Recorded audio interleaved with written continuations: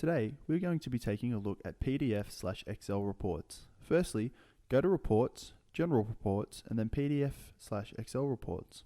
Now, as you can see in this Slater Supply Chains account, we have all of our PDF/Excel reports in front of us. They are all orange as they are all disabled. This is what your page should look like.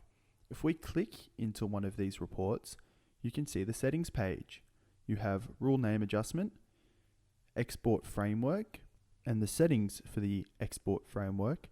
You also have the file type, which can be PDF or Excel or CSV or another couple of file types.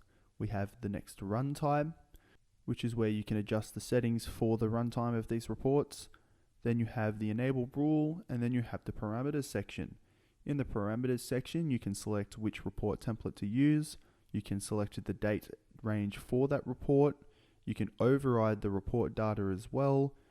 And then you can also have your include and exclude rules. These include and exclude rules will actually look a little bit different in other types of reports. As you can see here, as this is a customer-based report, we have customers and zones, which means we can include and exclude certain zones.